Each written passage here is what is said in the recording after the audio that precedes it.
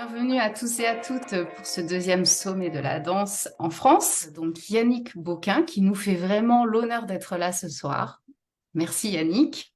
Merci à toi, Virginia. Merci. Merci beaucoup. Et, Bonsoir tout le monde. et donc tu as été danseur soliste au Ballet de Beaune, au Royal Ballet des Flandres, au Ballet de l'Opéra de Rome et au Ballet de l'Opéra de Berlin. Tu as été aussi maître de ballet à l'Opéra national de Vienne en Autriche, où j'ai eu la chance de travailler avec toi. Exact. Ouais. Aujourd'hui, tu es professeur invité dans les plus grandes compagnies du monde, hein, telles que le Ballet Royal de Suède, le Ballet de Houston, Compagnie nationale du Ballet de Lisbonne, le Ballet du Nord, Ballet national de Prague, Béjar Ballet, les ballets de Monte-Carlo, le Théâtre du Bolchoï à Moscou, Ballet du Capitole, le Ballet de Zurich, le Ballet national de Finlande, de Corée, l'Opéra Astana, Kazakhstan, la Compagnie nationale du Mexique, Ballet national de Berlin, Ballet national de Norvège, la Scala de Milan, Ballet de Hong Kong, et je dois en oublier, je pense. Non, ça doit être ça, je pense. Oui, ça C'est va. tout. C'est tout. On ne serait pas assez long pour en mettre plus, hein. Ouais. Bon, j'ai rapidement décrit ton parcours. C'est un parcours incroyable, hein, vraiment. Et puis, je dois rajouter que tu es un professeur vraiment hors norme. On le dit tous, nous, en tant que professionnels danseurs, danseurs professionnels, c'est vrai que tu es un professeur incroyable. Mais ce soir, on aimerait en savoir plus sur ton parcours et avoir tes conseils de professeur et de danseur. Donc, on souhaiterait connaître tes étapes, comment les étapes que tu as rencontrées pour arriver là où tu es aujourd'hui, les opportunités que tu as eues pour réussir. D'accord. Alors, bonsoir tout le monde. Merci, Virginia. Très, très heureux d'être là avec vous ce soir et de me donner l'opportunité de pouvoir discuter un peu comme ça de mon parcours. Alors, j'ai commencé dans un petit conservatoire national à Soissons, dans les Hauts-de-France, en Picardie. Et voilà, j'étais le seul garçon, donc très heureux parmi toutes ces filles autour de moi qui prenaient soin de moi. Tout le monde était gentil, le professeur était adorable. Je me sentais vraiment, c'était super. Et puis un jour, après 2 ans comme ça, elle a convoqué mon père pour lui dire ce serait bien de continuer l'étape au-dessus, d'envoyer à Paris, prendre des cours avec un professeur qui s'appelle Daniel Franck et qui pourrait le présenter à l'Opéra de Paris. Et donc, de là, 2 fois par semaine avec ma mère, on allait à Paris. Et je prenais les cours avec Daniel Franck qui m'a préparé donc au concours de l'opéra avec ça, oui, et je suis rentré, voilà. J'ai fait 3 ans. J'ai côtoyé, j'étais dans la classe avec Manuel Legris, Kada Bellardi, enfin, des étoiles d'aujourd'hui, qui ont marqué leur siècle, hein, je veux dire leur moment aussi, qui sont de renommée internationale. Et donc, j'étais, pareil, je baignais dans une atmosphère c'était vraiment de la danse de haut niveau. C'était vraiment des beaux danseurs, des belles personnes. Et on est restés amis, hein. Et encore maintenant, ils sont directeurs de compagnie, je les côtoie et je vais travailler chez eux. Et, et donc, je suis allé à Paris, j'ai fait mes 3 ans, j'ai été renvoyé, j'étais petit. J'ai pas tellement grandi par la suite, mais bon, j'étais petit par rapport à ce qu'on demandait. Voilà, 1,70 m, c'était la taille minimum. Et bon, je suis arrivé à 1,73 m, mais je ne faisais pas les 1,70 m quand j'étais renvoyé. Ils avaient peur que je n'y arrive pas.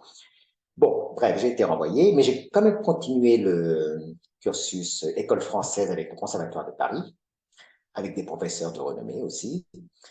Donc, j'ai l'école française vraiment à 100%, dans des lieux différents, dans des institutions différentes, mais à la fin, c'est l'école française. Donc voilà, j'ai été diplômé d'un prix de conservatoire et ensuite je suis entré dans les compagnies. Alors j'ai eu la chance de ne pas avoir eu à auditionner. J'étais donc encore au conservatoire, ma deuxième année, et j'étais à Cannes pour le stage de Pâques et Peter Van Dyck ouvrait la compagnie de Bonn en Allemagne.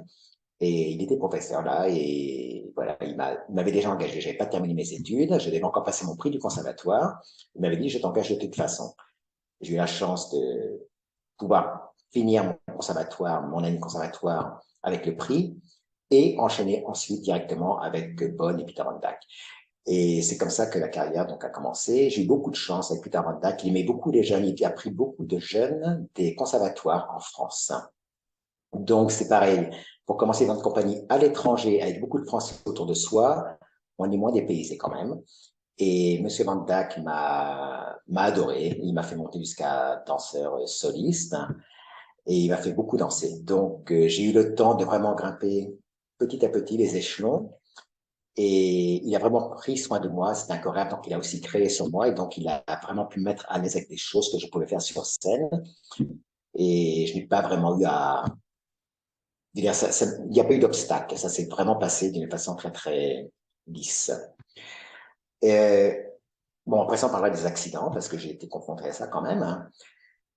Voilà, donc j'ai fait 5 ans à l'Opéra de Bonn. Et ensuite, je suis allé auditionner à Anvers, au Ballet Royal des Flandres. Là, j'ai passé un an parce qu'il y a eu un changement de direction après 3, 4 mois.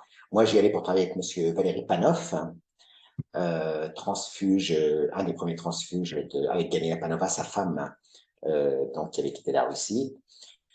Et donc, je voulais travailler avec lui pour avoir un peu cette nouvelle école, ce nouveau style. Et c'était un chorégraphe aussi. Donc, voilà, je voulais découvrir aussi d'autres choses. Donc, je suis allé là-bas. Changement de direction, ça ne m'a pas plu. Et donc, je suis allé en plein milieu de saison auditionner à Berlin.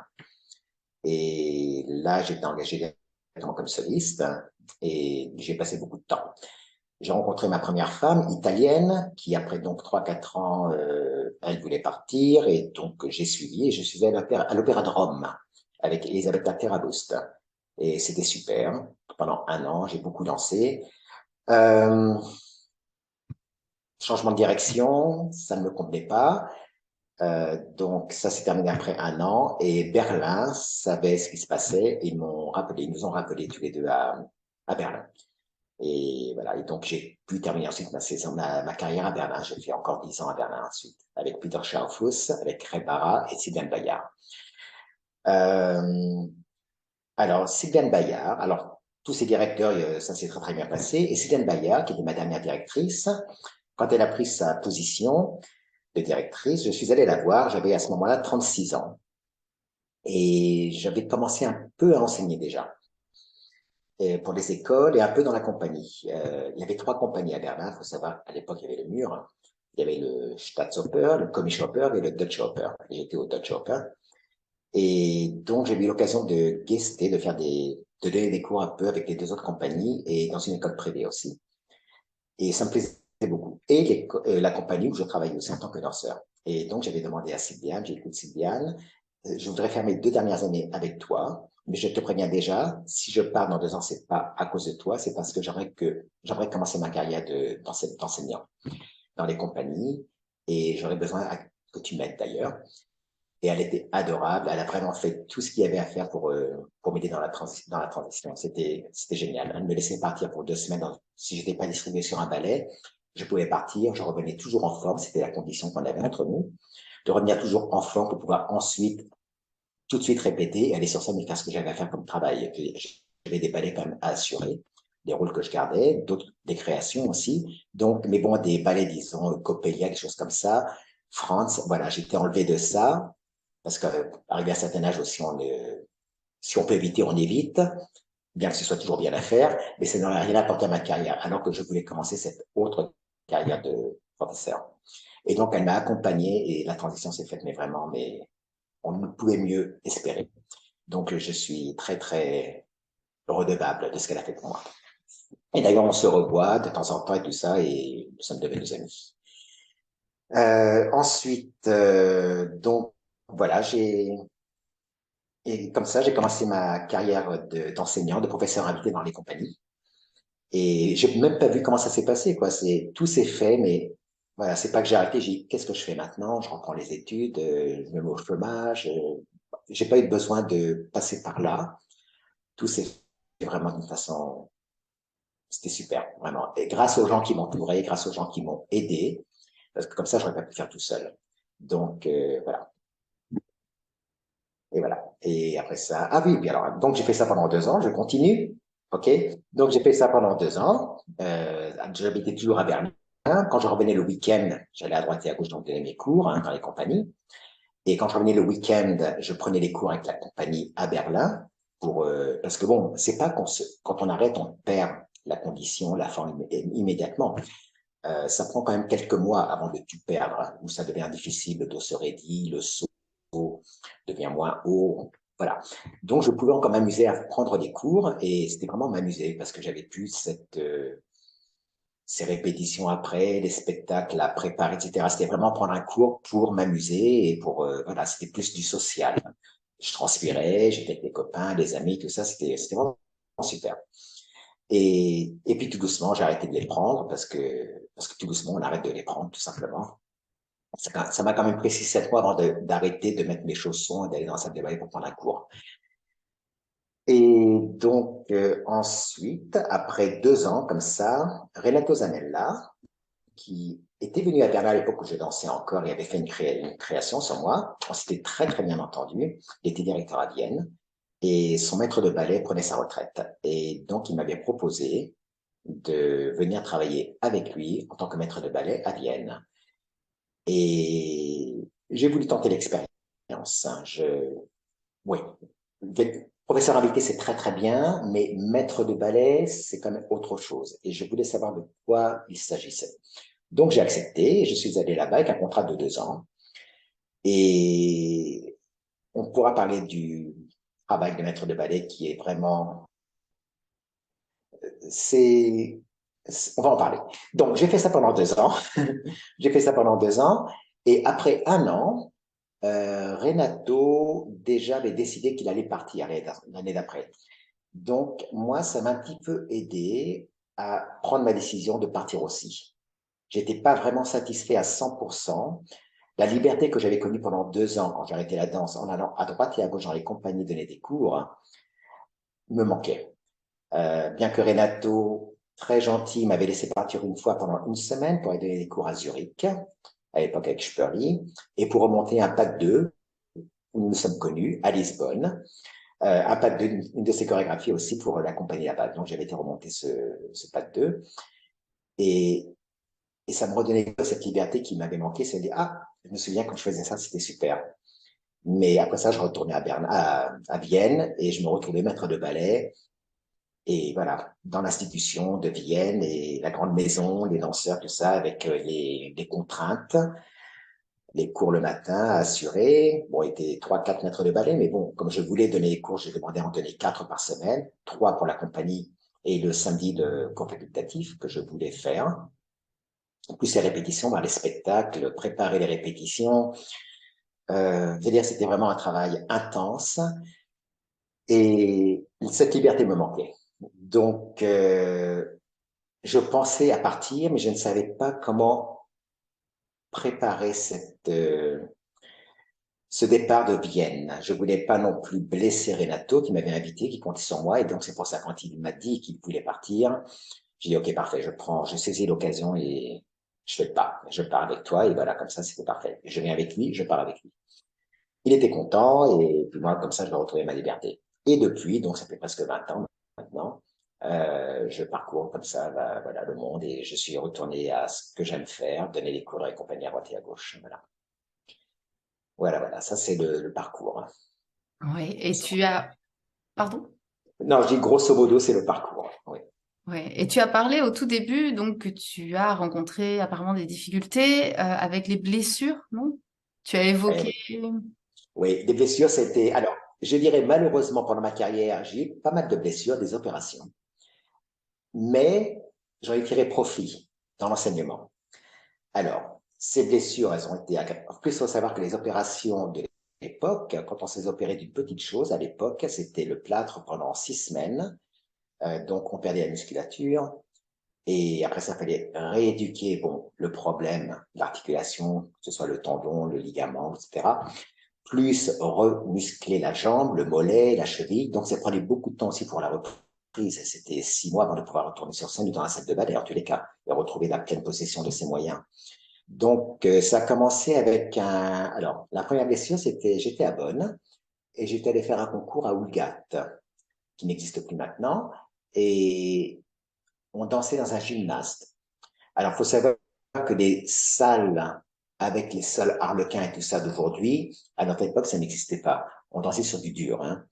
Et donc, danser dans une salle de gymnase avec un sol dur, on était habitué à Berlin, à Bonn, on avait ça aussi, la scène était dure, le sudo était dur, je veux dire, on dansait comme ça.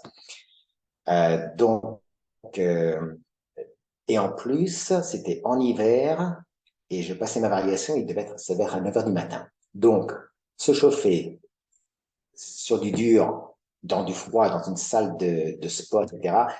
On se chauffe, mais on n'est pas vraiment chaud à 100%, et puis on attend, on ne sait pas quand on va passer exactement, bref. Je me suis lancé dans un saut et l'atterrissage à la fin de la variation était, je me suis tendu le pied. Donc, au départ, c'était soi-disant une entorse. Il y avait une entorse, mais il y avait plus que ça. C'était plus profond. La capsule était déchirée, la capsule du pied. Le problème, c'est que ça se répare avec l'opération. On ne peut pas laisser une capsule comme ça ouverte, béante, avec la synovie qui se balade dans le pied comme ça. Mais ça a mis 6 mois donc avant que je trouve le docteur qui savait, qui avait fait le bon diagnostic. J'avais vu 21 docteurs entre l'Allemagne, l'Italie, la France, euh, et personne n'avait su trouver ce que j'avais. Jusqu'à ce que je trouve le docteur Lemaire à Paris, décédé depuis. Et donc, il m'a dit, écoutez, je pense qu'on va faire une infographie, on va injecter un liquide, vous allez voir sur l'écran, et quand on verra le liquide, si le liquide s'échappe de la capsule, ça veut dire que votre capsule est déchirée, la synovie se répand, et le problème vient de là. Si par contre le liquide que je vous injecte dans la capsule reste là, dans ce cas, il faudra aller chercher autre part. Et quand j'ai vu ce liquide je veux dire, se balader dans mon pied, j'ai dit, OK, finalement, je sais quel est le problème. J'étais heureux de savoir que la capsule était déchirée parce que finalement, j'avais un diagnostic. Et donc, on a fait l'opération la semaine d'après. Et donc, ensuite, le plâtre pendant 6 semaines et la rééducation. Bref, j'en ai pour 1 an et demi tout ensemble. Donc ça, c'était une période vraiment difficile. Le problème, c'est que le pied avec cette capsule m'a fait perdre beaucoup de mobilité dans le pied. Et donc ensuite, c'est le tendon qui a trinqué derrière ça, du même pied, le tendon d'Achille. Et j'ai d'abord eu une tendinite, ensuite une tendinite chronique. Et quand elle venait, je ne pouvais même plus mettre mes chaussures. Et à la fin, c'était plus possible. Donc, je suis retourné voir le docteur Lemaire, clinique des Mossins à Paris, et rebelote, opération.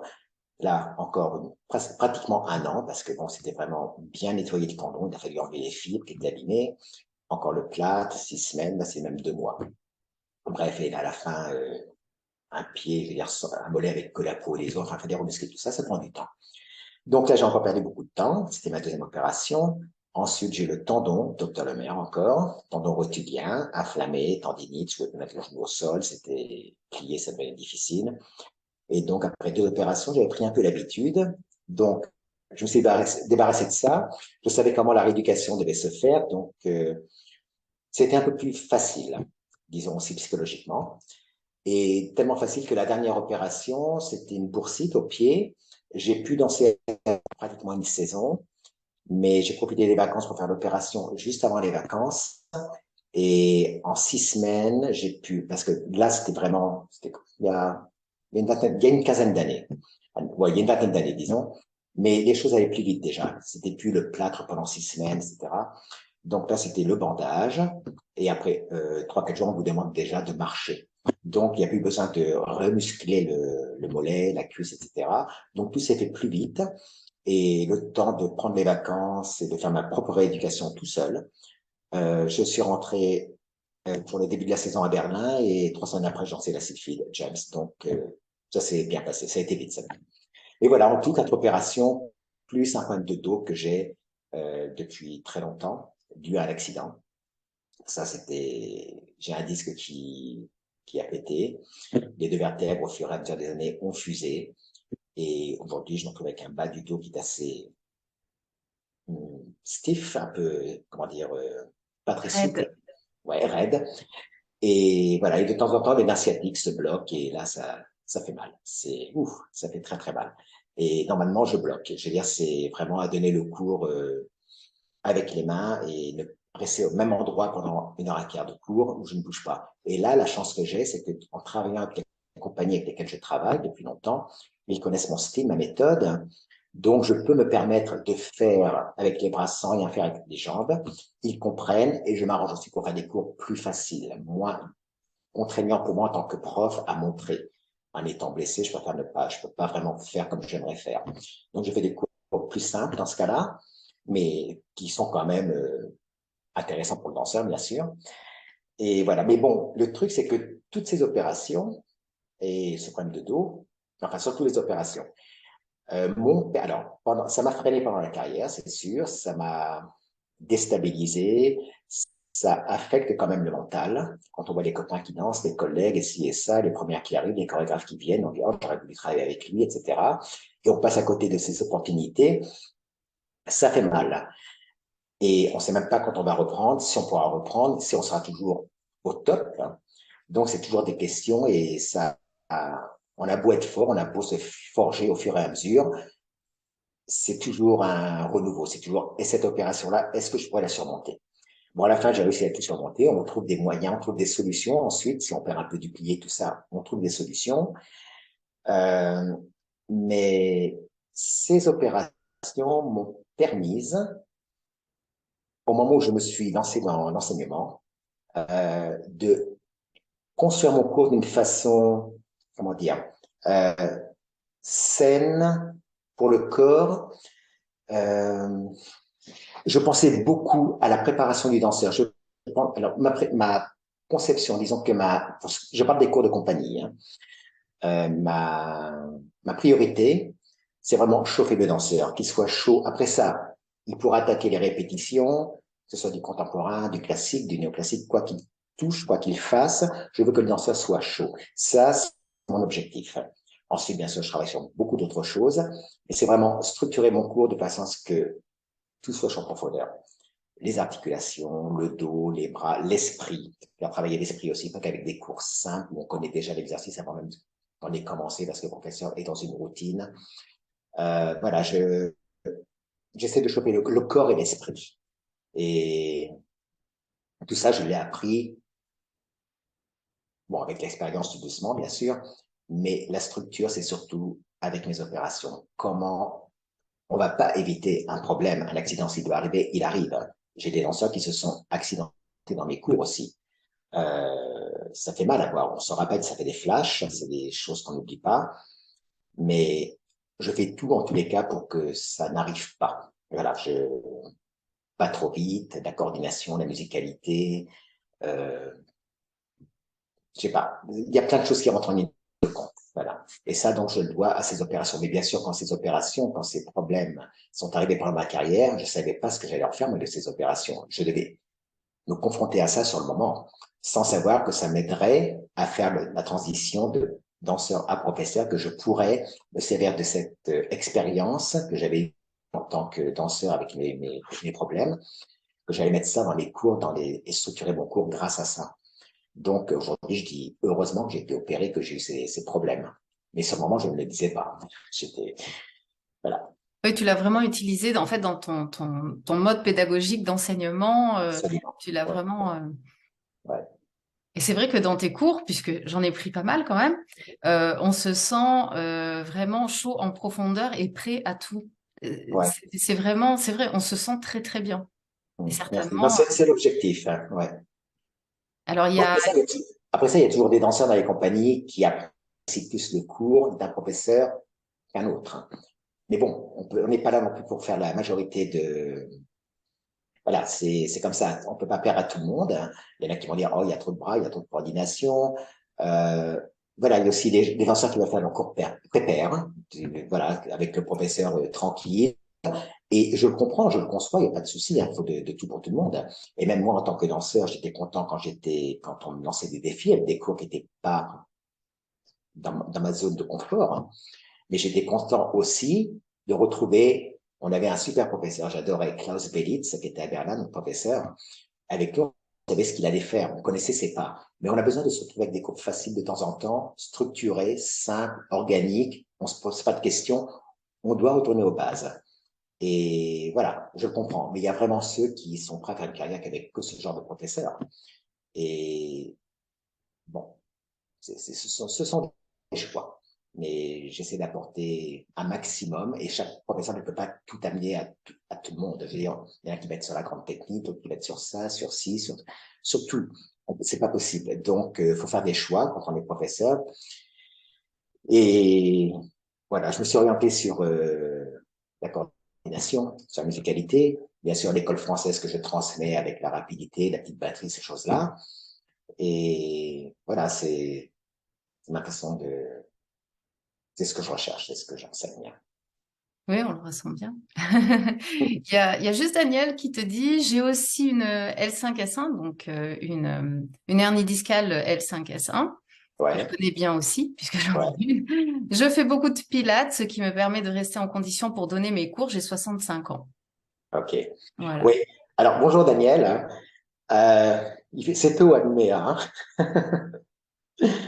Alors, oui, désolé pour le dos. Alors, le truc, c'est que moi, Pilates, gyrotonique, toutes ces choses-là, je ne les fais pas. Mais je sais que beaucoup de gens arrivent à se sauver avec ces nouveaux outils, disons. Et moi, je n'ai jamais touché à ça. Mais parce que j'ai jamais eu l'occasion. Mais je sais que dans beaucoup de compagnies, des gens utilisent le Pilates. C'est même avant le cours, de 9h à 10h. Il y a toujours quelqu'un qui va donner une leçon de Pilates. Et voilà. Et je trouve qu'aujourd'hui, c'est super d'avoir ça. Nous, à notre époque, à mon époque, on n'avait rien de ça. Quand on reprenait, quand on avait été accidenté, on revenait, on était tout seul. On avait des physios, on avait un physio, et c'était vraiment, tiens, prends ton glaçon, prends l'ultra-chat, l'ultrason, mets-toi dans le coin, mets la crêpe dessus, et tu tombes pendant le truc sur ton genou, etc., pendant 10 minutes, et puis quand tu as fini, bah, je regarderai. Il regarde, puis il fait, bah, tu reviens demain. C'était vraiment c'était, il n'y avait pas grand-chose qui était, on s'occupait pas vraiment de nous. Pas qu'ils ne voulaient pas, c'est que ça n'existait pas à l'époque. Tout ce qui existe aujourd'hui, maintenant, il y a carrément des équipes médicales dans les compagnies. Il y a des salles de gym. Euh, c'est incroyable. Il y a même des gens qui font du one-to-one. Quand quelqu'un revient, avant de retourner dans la salle de ballet, il y a un maître de ballet qui va s'occuper de lui en cours particulier pendant que les autres font le cours de compagnie. Ils vont se retrouver dans une salle de ballet avec l'enseignant, le maître de ballet, le professeur, vraiment assis, pas de musique, rien du tout, regarder les hanches, le dos, etc., la posture des pieds, les appuis. Et nous, à notre époque, c'était on revient et puis débrouille-toi, quoi. Puis à la fin, le maître de ballet vient en disant, tu peux danser quand? Parce que dans 2 semaines, tu pouvais danser. Je sais pas si dans 2 semaines, je pourrais danser. Je veux dire, on était vraiment livrés à nous-mêmes, hein. Et aujourd'hui, je trouve ça super que tous les danseurs aient donc le Pilate, tous ces enseignants à droite et à gauche qui sont prêts à être là pour eux, les salles de gym. Non, c'est fantastique. Ouais, tant mieux, tant mieux. Alors, je savais pas personnellement qu'il y avait ça dans toutes les compagnies maintenant qui étaient en place. Pratiquement toutes les grandes compagnies ont ça. D'accord. Ouais, ouais. Là, à Zurich, il y a à Oslo, il y a euh, en Norvège, non, en Norvège, en Suède, à Houston, c'est énorme. À Houston, le ski de fond, c'est carrément, c'est incroyable. Là, il y a beaucoup de compagnies qui ont ça en Finlande. Ouais, ouais, c'est les grandes compagnies, les grandes maisons ont ça. Il y a la place, ils ont la place et donc ils ont l'argent pour le faire, ils le font. Ouais. C'est vraiment. Maintenant, on fabrique des athlètes. À l'époque, on pensait être des athlètes, mais comparé à ce que les danseurs sont aujourd'hui, on fait figure de, on n'est pas grand-chose par rapport à ce qu'ils font aujourd'hui vraiment. Aujourd'hui, avec les salles de gym, ils arrivent au cours, ceux qui vraiment prennent soin de leur carrière, de leur corps, ils arrivent au cours, mais ils sont déjà chauds, hein. Ils sont chauds, bon, ils sont pas chauds pour faire un cours de danse, mais ils n'arrivent pas, comme on arrivait nous à notre époque, 10 minutes avant, on fait une grenouille au sol, on s'étire un peu, etc. Là, ils ont des ustensiles, ils ont tout le matériel pour vraiment se chauffer le dos, la musculature des bras, des biceps, tout, et maintenant, on voit vraiment des beaux corps, et bon, c'est vraiment des corps qui sont bien fuselés, quoi, mais ils ont le matériel pour ça. Donc, tant mieux pour eux. Nous, on avait les push-ups, hein, on faisait des pompes, on faisait des sit-ups, là, des abdominaux, mais on n'avait pas de matériel pour faire ça. On était livrés à nous-mêmes avec la barre et c'est tout, le tapis. Mais même aujourd'hui, avec les rouleaux, les choses qu'ils ont, les danseurs aussi, ils ont tout ça dans leur sac.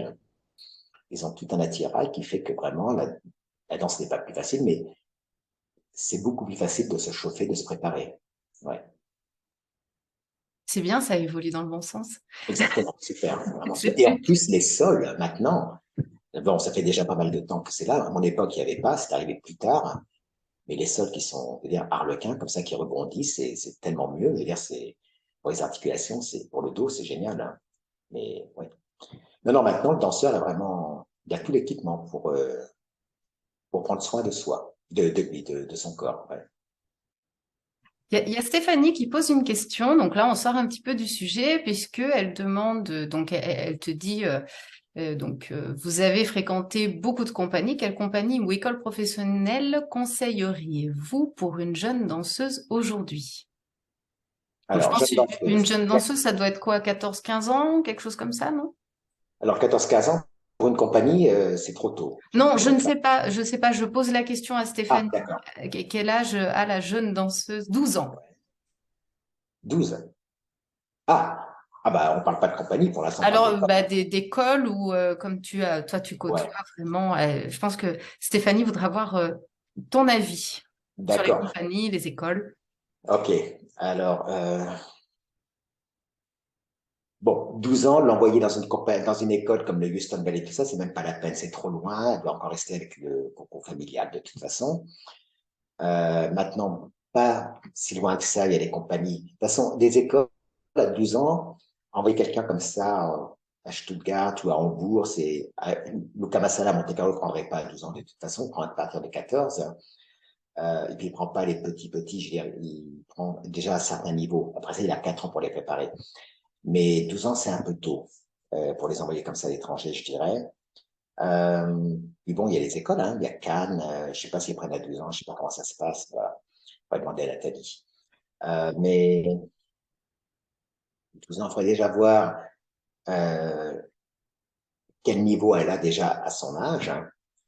Et parce que bon, il y a l'Opéra de Paris, il y a le Conservatoire de Paris, il y a plusieurs écoles, il y a des conservatoires. Et puis il y a les écoles, oui, comme le Cannes, le Conservatoire de Paris, l'Opéra de Paris. Il faudrait voir, mais bon, 12 ans, il faudrait voir le niveau de la danseuse. Et en Belgique, il n'y a pas une école Alors oui, en Belgique, il y a une nouvelle école qui vient de s'ouvrir depuis le mois de septembre qui s'appelle Mozart, qui s'est ouverte à Liège. Le directeur, c'est Olivier Paté, ancien premier danseur de l'Opéra de Paris. Je connais pratiquement tous les professeurs qui sont là-bas, de très bons professeurs. Il y a du français, il y a du russe, il y a du belge, il y a un peu de tout. Et donc, ce qui est bien aussi, c'est que les danseurs ne vont pas être formés sur une école. Aujourd'hui, bon, c'est bien d'avoir une identité, l'école anglaise, l'école cubaine, l'école française, l'école russe, d'accord. Mais si on peut avoir un peu de russe et de français, par exemple, ensemble, je trouve que c'est pas mal du tout d'avoir déjà ça, de pouvoir faire un mélange. En plus, ces professeurs sont vraiment très bien. Ils s'entendent très bien, ils peuvent discuter vraiment. C'est pas, moi, je fais comme ça, puis l'année d'après, l'élève va dans un autre cours en disant, ne fais pas ce qu'on t'a dit l'année dernière, c'est pas correct, il faut faire comme ça.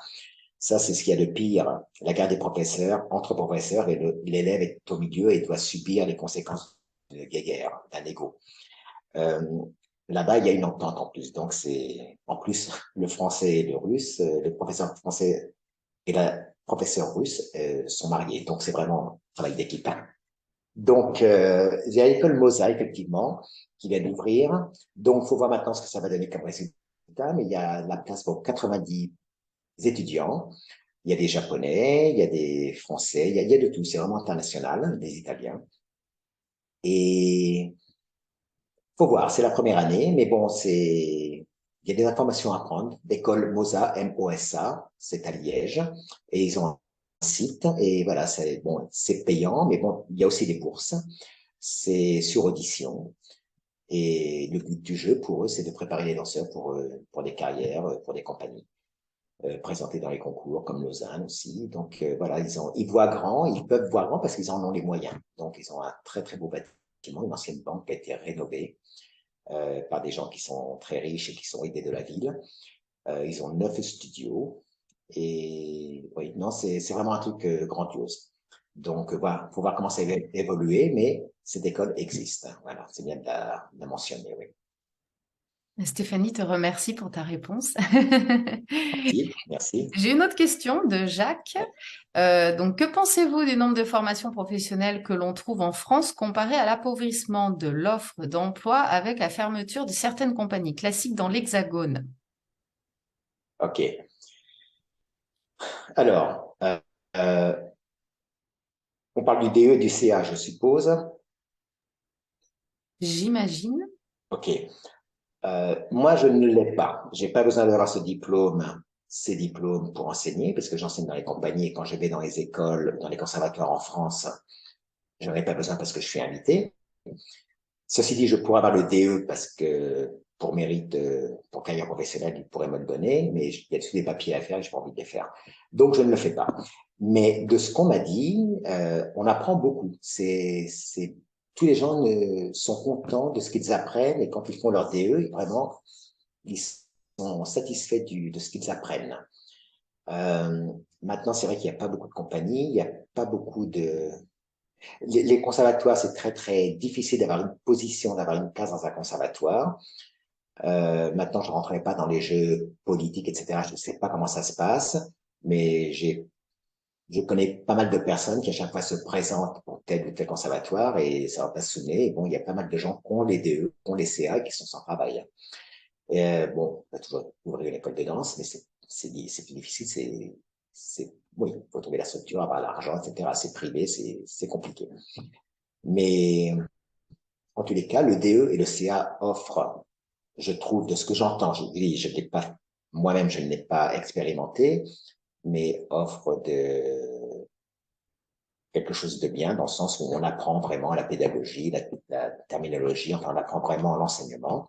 Et après ça, bien sûr, il faut mettre sa patte. Une fois qu'on a le diplôme, voilà, après ça, on enseigne à sa façon. Alors, je pense que le vécu, c'est important aussi d'avoir été danseur. On va enseigner d'une façon différente que de celui qui a, par exemple, que le diplôme et qui a appris sans avoir vraiment dansé, sans être vraiment rentré dans une compagnie, qui n'a pas vécu les spectacles, les problèmes physiques, etc. Tout ça, ça rentre en ligne de jeu quand on donne un cours quand même. On peut préparer la préparation psychologique, mentale, physique.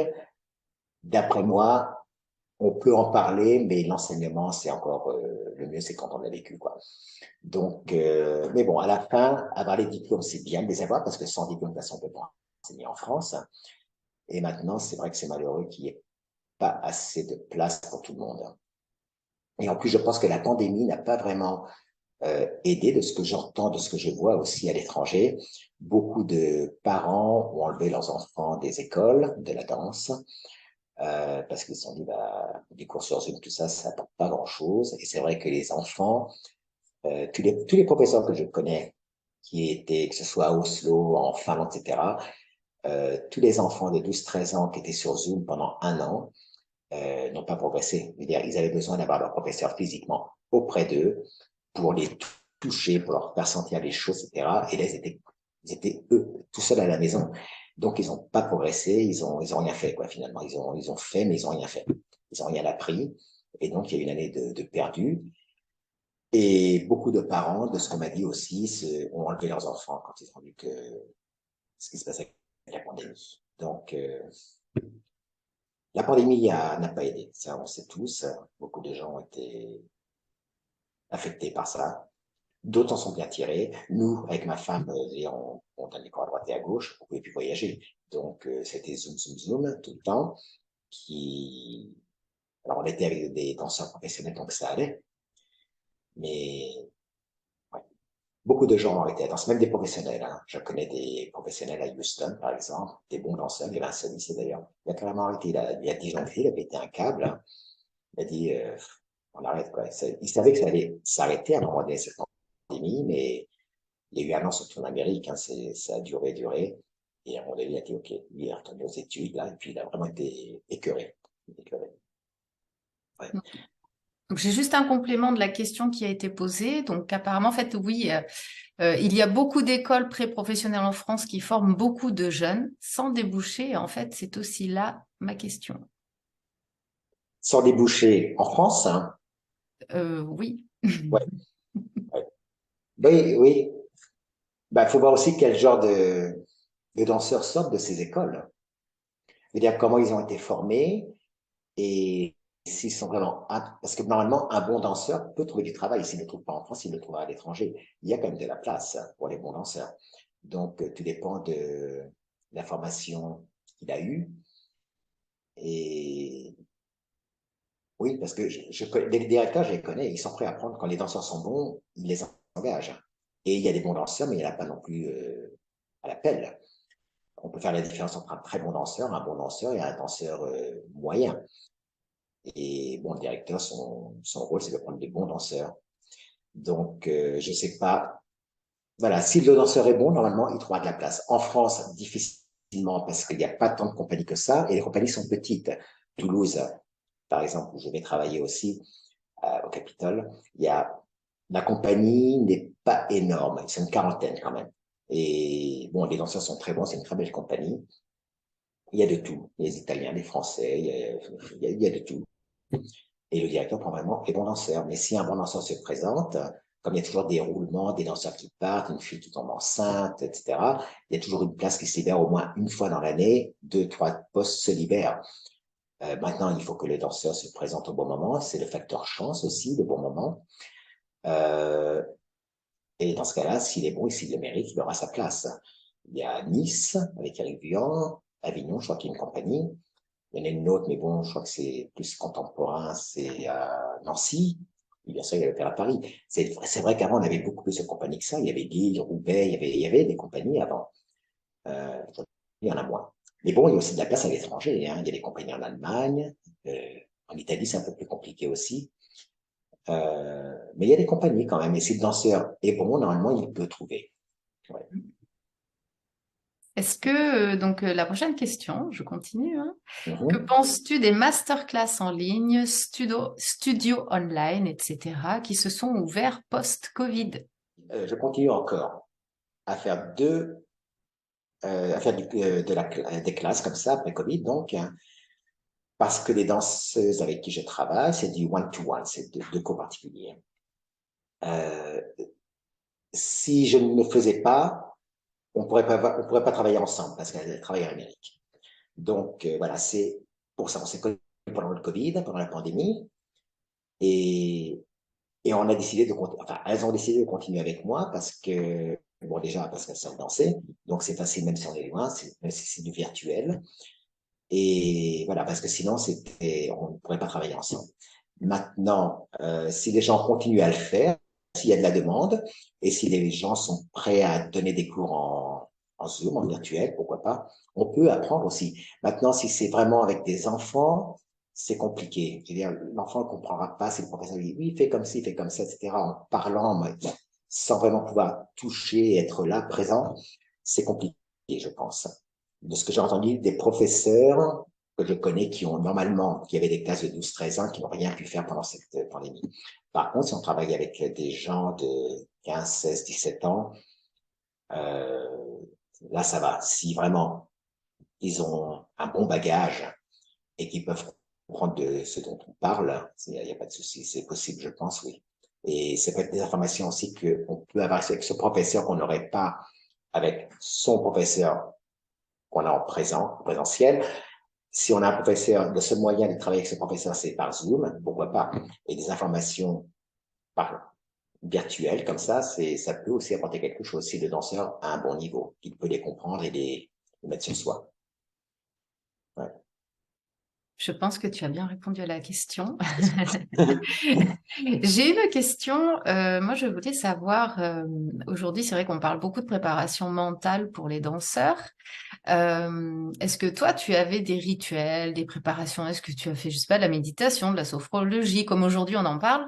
Est-ce que tu avais des choses, des trucs à Non, rien toi ou du tout. rien du tout? Rien du tout. Ce que j'essayais de faire, parce que tout le monde le faisait à l'époque, c'était passer une petite heure dans le lit, faire une sieste avant le spectacle. Je me mettais au lit, je me forçais à me mettre au lit, je me remettais le spectacle dans la tête, je faisais des cauchemars, je rêvais que j'allais pas arriver sur scène, que je me cassais la figure. À la fin, j'étais stressé, c'était pire. Et je me suis rendu compte que ben, mieux que je passe l'aspirateur, c'était mieux. Moi, je faisais quelque chose, j'étais actif et je pensais pas vraiment au spectacle. Penser au spectacle, on y a travaillé dessus pendant des semaines, des heures, etc. Y repenser encore, non, donc on évite d'y penser en dormant.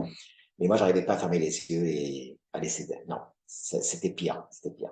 Donc rien de tout ça. Non, non, j'avais rien du tout. C'était pas ce que je faisais. Par contre, oui, mais ça, je faisais. Est-ce que ça aidait? Je ne sais pas. On disait prenez des pâtes succulentes. Donc oui, j'avais mon petit plat de pâtes assez tôt dans l'après-midi. Et comme ça, j'avais pas l'estomac, j'avais pas gonflé aussi pour aller sur scène. Hein. Maintenant, il paraît que ça aidait. Je sais pas si ça m'a aidé, parce que j'ai pas toujours mangé des pâtes avant le spectacle, et avec ou sans pâtes, les spectacles se faisaient comme ils se faisaient. Je veux dire, je pourrais dire, j'ai fait un bon spectacle parce que j'ai mangé des pâtes. Euh, non, j'avais rien de tout ça, non. Mais je sais qu'il y a des gens qui ont leur truc, qui viennent avec leur petit gris, qui mangent leur kiwi parce que c'est très très riche en vitamines. Voilà, non, je faisais tout ça. Et ça m'a pas porté préjudice, je pense. Ouais. Est-ce que, il t'a manqué quelque chose dans ta formation que tu aurais voulu avoir aujourd'hui avec le recul? Alors, euh, j'aurais voulu travailler plus sur la technique. J'ai eu de très bons professeurs pour le placement, pour la petite batterie, etc. J'ai eu Gilbert Meyer, j'ai eu Daniel Franck, j'ai Madame Perbier qui a commencé avec moi à Soissons, dans mon petit conservatoire. Ensuite, j'ai eu Alain Daven au Conservatoire de Paris. Je prenais les cours avec Raymond Fanchetti à l'extérieur. J'avais encore Meyer en privé aussi. Donc, j'ai eu tous ces professeurs, mais on ne travaillait pas, je pense, je trouve, on ne travaillait pas suffisamment sur la grande technique. Les révoltades, par exemple, les tricks et tout ça, qui, à mon époque, ça sortait, c'était nouveau. Aujourd'hui, tout le monde les fait.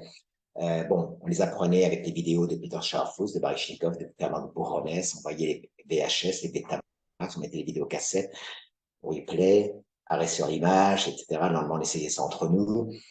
Voilà, on a appris ça comme ça, on n'a pas appris au conservatoire. Et normalement, ce genre de technique, c'est vrai qu'on l'apprend un peu soi-même. Mais même pour ce qui était des manèges, des sauts de basque, des tours en l'air, double, des choses comme ça, euh, on faisait pas ça. Alors, je sais pas si on le faisait, peut-être que c'est arrivé après, je sais pas, mais on n'en parlait même pas, les double, c'était, ça devait exister sûrement. Mais c'était pas les choses qu'on faisait dans nos cours.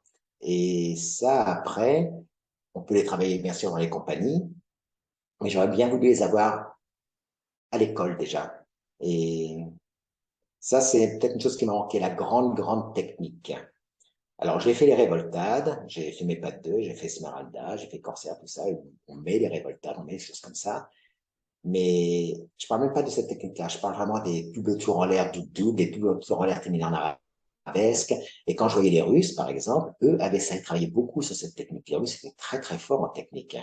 Un saut incroyable. Ils étaient très préparés aussi dans les pas de deux. Très forts avec les pas de deux. Ce qu'ils faisaient, c'est incroyable. Ce qu'on peut voir encore maintenant sur YouTube, quand on voit l'école Vaganova, les classes de pas de deux, mais c'est carrément, c'est de la chorégraphie et c'est du top. C'est vraiment, j'admire. Hein. Et, ouais. Et pareil, là, techniquement, ils sont assez incroyables. Ceci dit, quand je vois un Russe dans un qui vient auditionner, quand je vois un Russe qui vient de débarquer de sa Russie et qui vient m'accompagner en Europe, je remarque, hein, parce que ils sont formatés, je dirais, dans le sens où ils sont très forts avec les sauts, etc. Mais dans la coordination rapide, petite batterie, petits allégros, ça leur manque, c'est pas leur école. Donc, de ce côté-là, ils ont un petit problème quand ils débarquent chez nous, quand ils débarquent en France, voilà, ou en Europe, voilà. Mais ils se mettent vite à la page. Hein. C'est pas qu'ils restent comme ça, sans dire un peu. Bon, ils restent pas avec ce problème trop longtemps, disons. Et ils se mettent, ils se disent, OK, il faut travailler là-dessus, et ils travaillent, le maître de ballet, les professeurs, et ils voient les autres le faire, et ils se disent, bon, bah, faut s'y mettre, ils le font. Et ils y arrivent. Hein. Donc, mais bon, l'école russe est très belle. J'ai beaucoup d'admiration pour cette école. C'est vraiment une institution, ils sont super.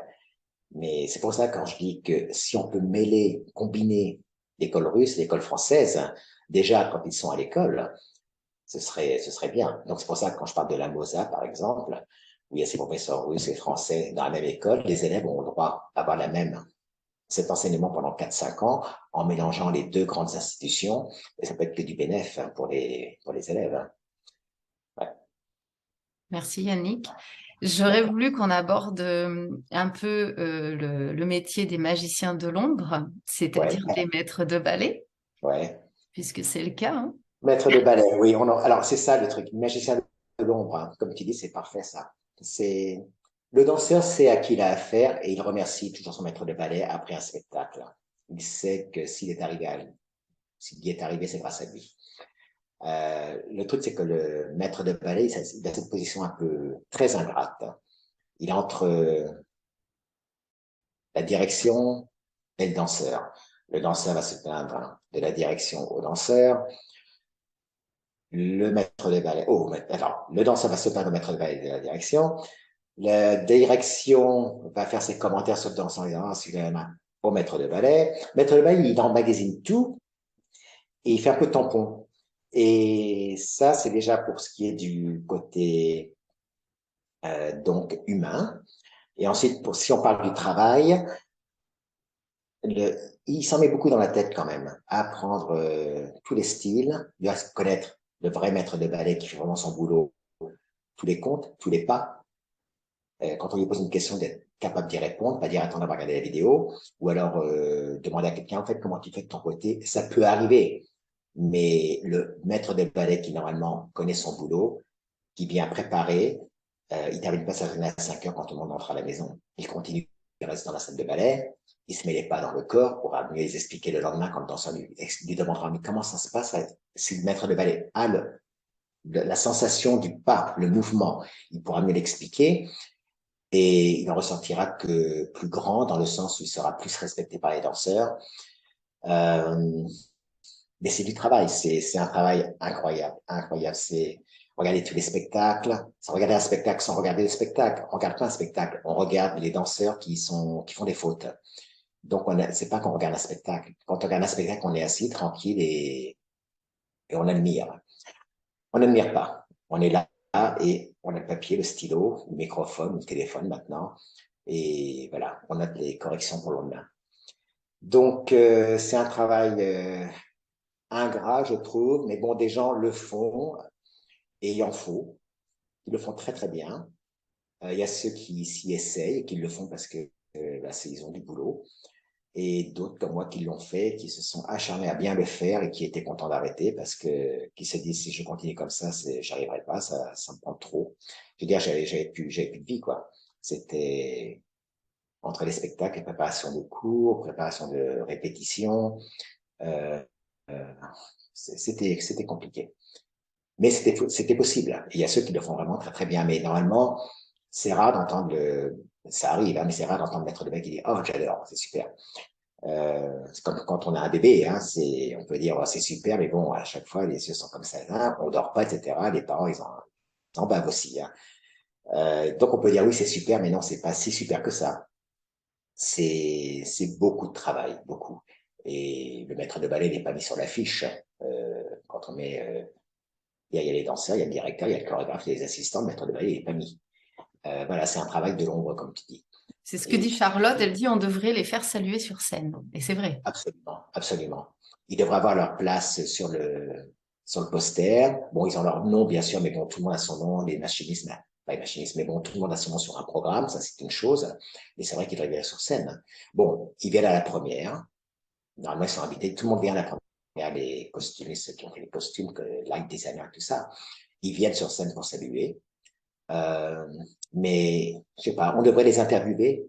Je veux dire, on interviewe les danseurs, les chorégraphes, tout ça, mais je pense que j'en suis même sûr, le maître de ballet a aussi sa place, a aussi son mot à dire, et je pense qu'on devrait le considérer, le respecter, mais aussi l'interviewer, lui poser des questions, faire des interviews, des articles sur les maîtres de ballet. Le maître de ballet devrait pouvoir dire ce qu'il ressent, ce qu'il vit, les choses qui le dérangent, les choses qu'il adore, la préparation du spectacle,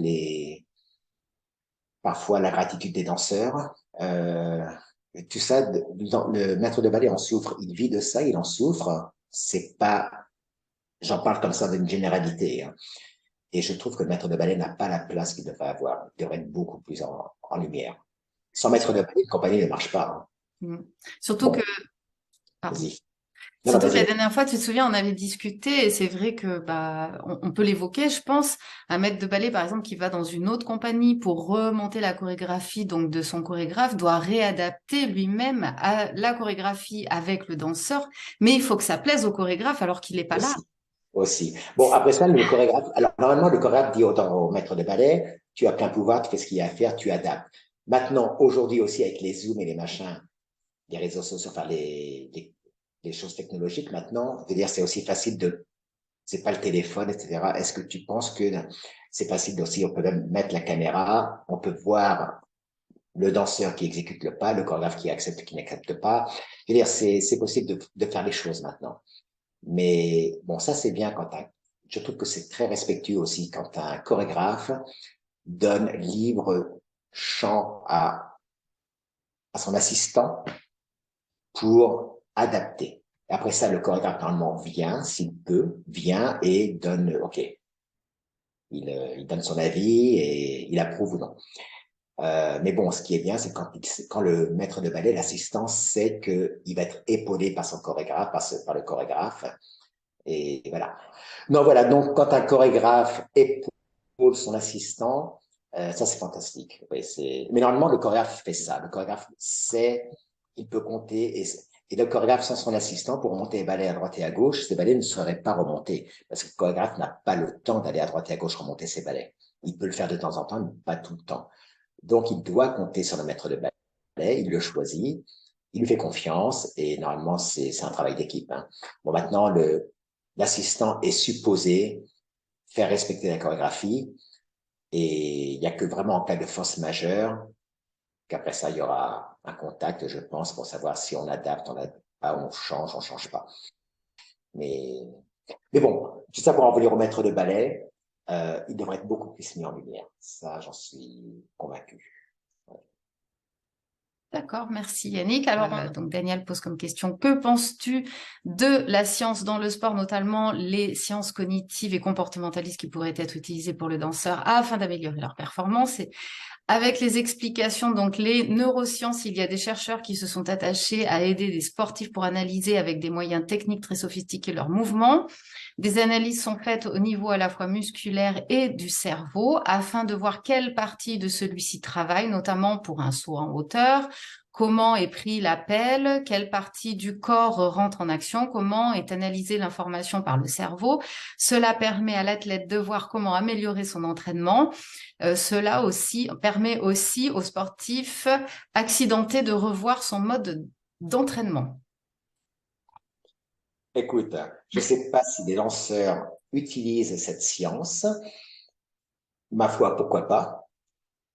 Euh, Maintenant, c'est vrai qu'on considère les danseurs comme des athlètes, mais le truc, c'est que sauter sur la perche, des sauts, les 110 mètres, etc. Bon, d'accord, c'est vrai, c'est de l'athlétisme, mais ils sautent, le saut en longueur, le saut en hauteur. Euh, le truc, et ils ont de la coordination aussi pour faire ces sauts, c'est sûr.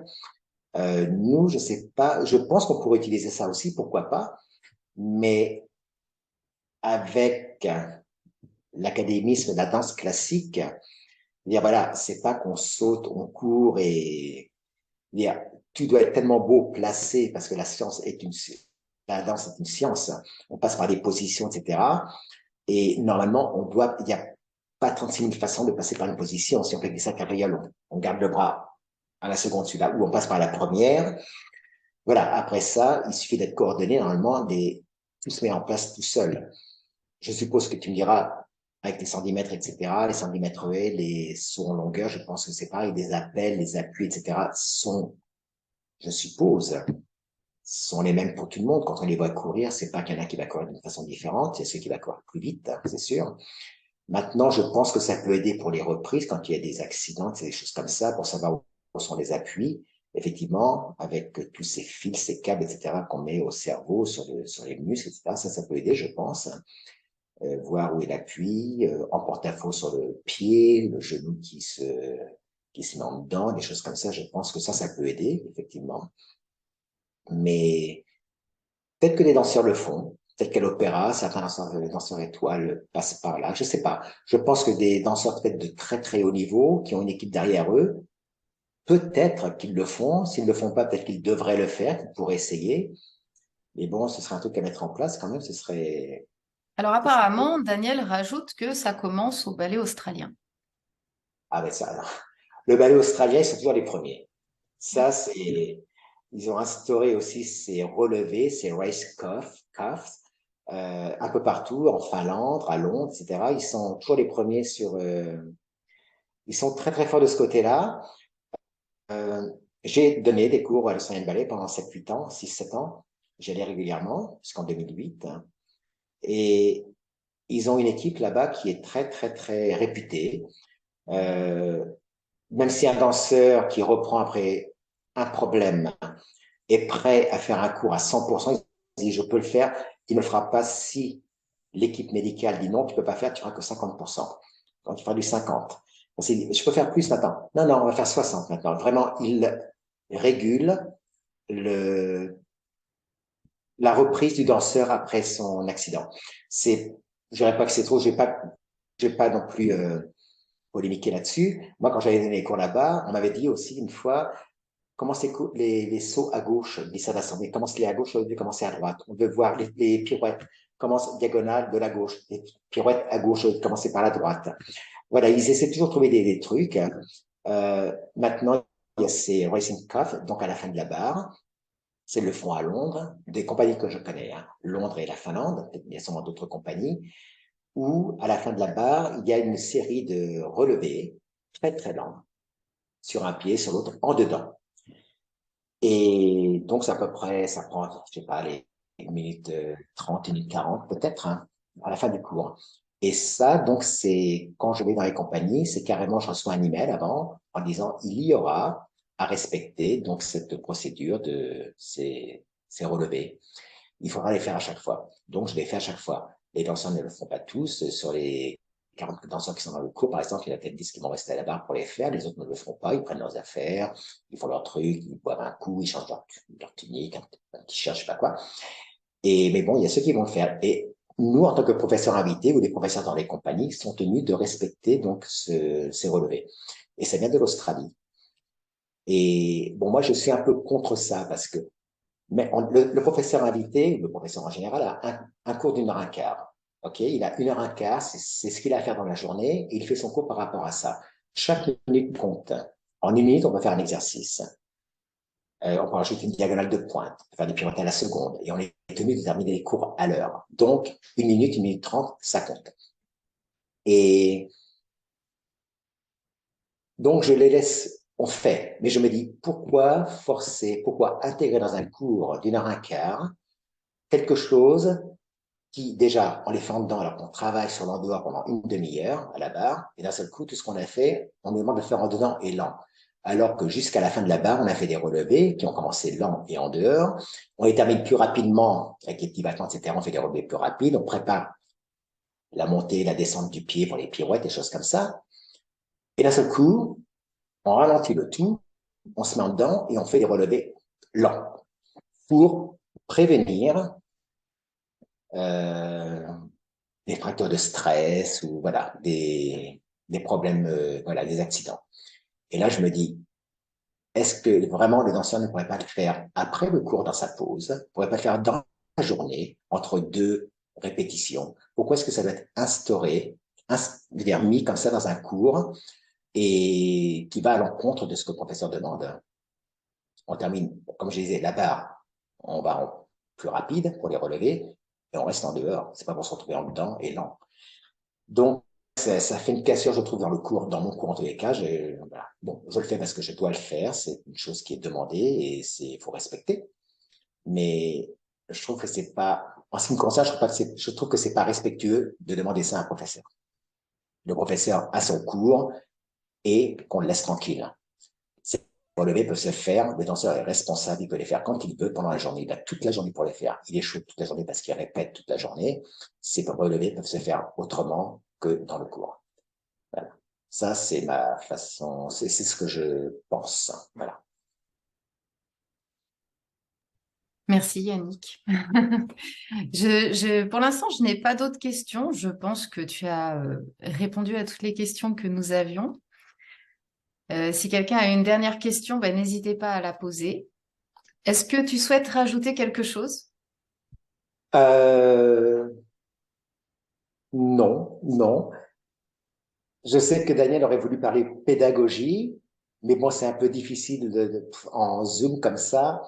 C'est plus, mais bon, il a du matériel déjà. Il a le cours du prix de Lausanne, il y a des petites vidéos que j'ai mises aussi sur YouTube avec la coordination, la musicalité. Donc, il y a déjà des choses qu'il a, puis il avait fait des compliments là-dessus. Donc, voilà. Mais bon, et s'il peut me poser d'autres questions, il peut le faire maintenant. Je vais répondre avec plaisir. Je pense qu'on a Voilà. posé toutes les questions. En tout cas, tu y as bien répondu. Ben, je vais vous souhaiter à tous et à toutes une très belle soirée. Yannick, je te remercie énormément. avec pour ton plaisir. temps, pour ton intervention, tous tes conseils qui étaient vraiment très clairs et très complets. Je vous souhaite du coup à tous et à toutes une excellente soirée. Donc ainsi se termine le deuxième sommet de la danse et puis hâte de vous retrouver pour une prochaine diffusion en 2023. Et en attendant, je vous souhaite une excellente soirée à tous et à toutes. Merci, merci Yannick. Merci, merci Virginia, merci tout le monde. Au Merci. revoir. Au revoir.